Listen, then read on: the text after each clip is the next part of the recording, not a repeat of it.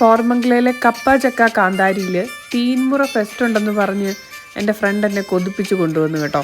ഒരു നസ്രാണിയായിട്ടും ഒരു ആർസി ആയിട്ടും എനിക്ക് തീൻമുറ എന്ന് പറയുന്ന സംഭവം ഞാൻ ആദ്യമായിട്ടാണ് കേൾക്കുന്നത്. അപ്പം എന്നെ അതൊന്ന് എക്സ്പീരിയൻസ് ചെയ്യണ്ടേ.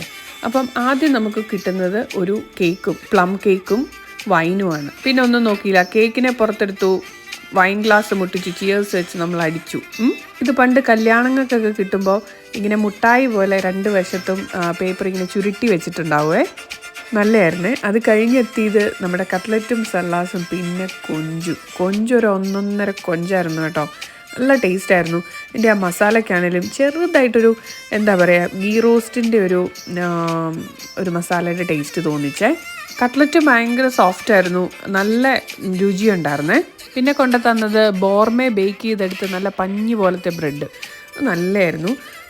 Chicken roast average. പാലപ്പവും നെയ്മീൻ ഫിഷ് മോളിയും ഇത് നല്ലതായിരുന്നു കേട്ടോ. ഇത് പഴയ ഓർമ്മയൊക്കെ വന്നു. പുളുങ്കുന്നിലൊക്കെ നിന്ന് പഠിക്കുമ്പോൾ അവിടെ ബ്രെഡും ഈ പറഞ്ഞ പോലെ ഫിഷ് മോളിയും, അത് ഈ കുർബാനയൊക്കെ ഉള്ള പാടിനും മാമോദിസയ്ക്കും ഒക്കെ ഉണ്ടാവുന്ന ഒരു സ്പെഷ്യൽ ഡിഷ്. നല്ല നെയ്മീനും നല്ലതായിരുന്നേ. പിന്നെ എത്തിയ താരം ഉണ്ടല്ലോ, ഇടിയപ്പവും ഡക്കുർമയും, അത് നല്ലതായിരുന്നു. ചോറും കറികളുമാണ്, പപ്പടം, മോരുകറി, മുളകിട്ട മീൻകറി, അതുപോലെ തോരൻ, പിന്നെ അച്ചാറും. ആ ബീഫ്, തേങ്ങാക്കൊത്തിട്ട ബീഫ് കിഡിലോസ്കി. ഇത് ബീറ്റ്റൂട്ട് വെച്ചുള്ളൊരു പാലറ്റ് ക്ലെൻസർ. പിന്നെ വന്നതാരാ, നമ്മുടെ സ്വന്തം ചുരുട്ട്.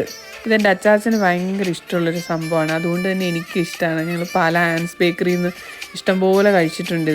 ഇതിനകത്ത് അവലോസ് പൊടിയാണ്, എന്നിട്ട് ഈ പറഞ്ഞ പാനിയിലൊക്കെ മുക്കിയ സംഭവം. പിന്നെ ഒരു ബ്ലാക്ക് ഹൽവ, അതെനിക്ക് അങ്ങോട്ട് അത്ര എറിച്ചില്ല. പിന്നെ ഉണ്ടായിരുന്നത് പഴവും പാനിയെന്ന് പറഞ്ഞിട്ടാണ്. പക്ഷേ പഴം ഇച്ചിരി കൂടെ പഴുക്കാനുണ്ടായിരുന്നു. അതുപോലെ തന്നെ ഈ തേങ്ങാപ്പീരയ്ക്കകത്ത് പാനിയുടെ ഒരു അഡ്രസ്സ് എനിക്ക് കണ്ടുപിടിക്കാൻ പറ്റിയില്ല കേട്ടോ. അപ്പോൾ ഇതായിരുന്നു കപ്പ ചക്ക കാന്താരിയുടെ തീൻമുറ. അതൊരു എക്സ്പീരിയൻസ് ആയിരുന്നു കേട്ടോ, പറയാതിരിക്കാൻ പറ്റത്തില്ല.